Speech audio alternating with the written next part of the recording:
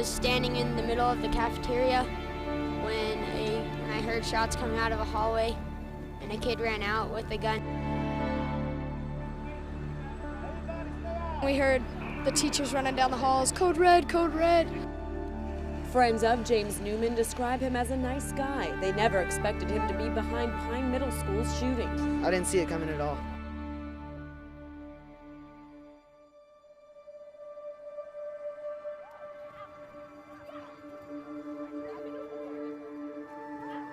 I mean, I wake up in the morning, I look forward to going to work. Our kids here are beautiful. They are such good children. You know, they're middle school age kids with all the issues kids have, but they've got beautiful hearts. The way I teach is very involved. Good, wait, hey, that was perfect. I'm very loud. Nice, hit! I'm very demanding. Rotate! Rotate! Miss Fagan was infamous around Pine. She was the track teacher and the gym teacher. I remember we'd be running the mile and she'd run up behind you and say, "Let's go, let's go." Faster! Come on, Mendoza! I have very high expectations. All the way, all the way! Good.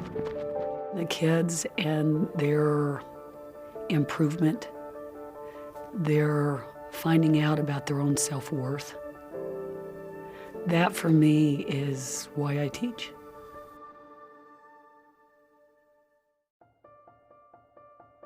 That day, we had snow. School was starting 2 hours later than normal.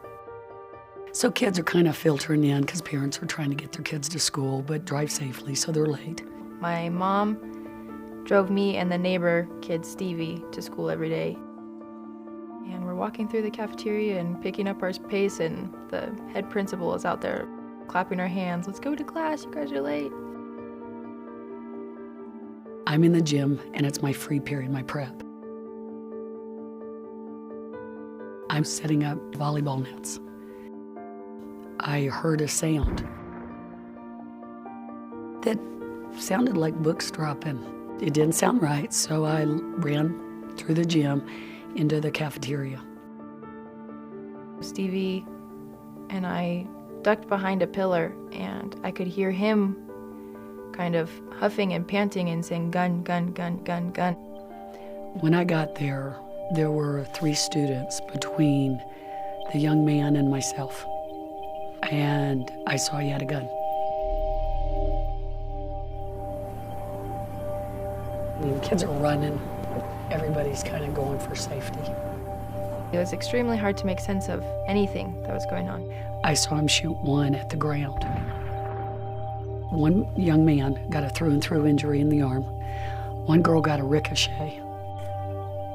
I told the kids that were between us, I said, "Go into my locker room, shut the door." The student with the gun I knew was a student of my own. And I got to know him. You know, and I'm looking at him, I've got nobody behind me. And I start talking to him. And it was at that time that I heard Jencie's voice.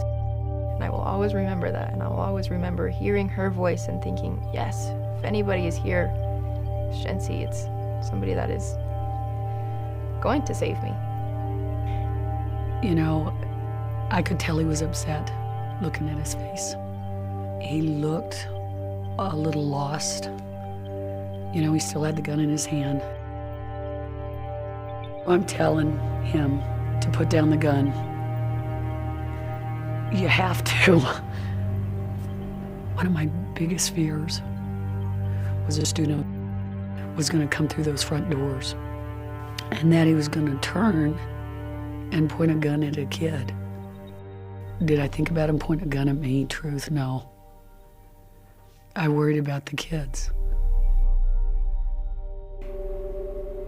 You know, eventually he throws it over on this side, and I go to him. And I hug him. When I went to hug him, it just seemed natural. I don't know why I did it. You know, I'm a teacher, I'm a mom, I'm a human being. Anybody that goes to that point,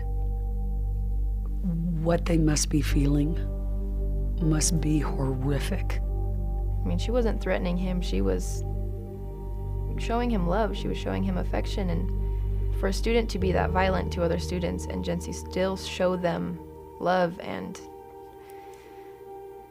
that's amazing. I did ask him if he had another gun or another weapon. You know, he's like, no. And I said, okay. And I said, you know, I'm here. I'm not going anywhere. You know, I look over there and one of the school police ladies come in.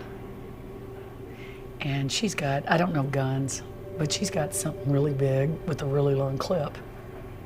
And I just think about how it's good that he threw the gun. In my head, anybody'd do it. Because these are children. And if it was your child, there was no way I was calling a parent saying I didn't protect their kid.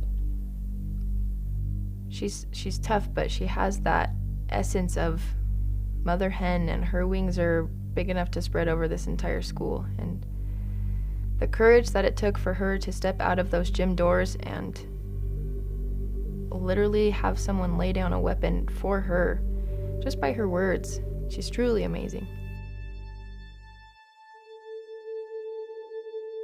The Congressional Medal of Honor Society, when they notified me I got this award, I was ignorant. You know, Congressional Medal of Honor, I know what that is. I had never been to Arlington.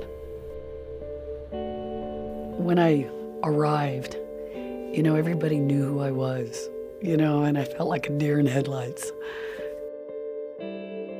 I was worried about what I was wearing because, you know, I wear shorts and tennis shoes. I was the first female as well as the first recipient. They announced my name. You know, and you're looking at these men.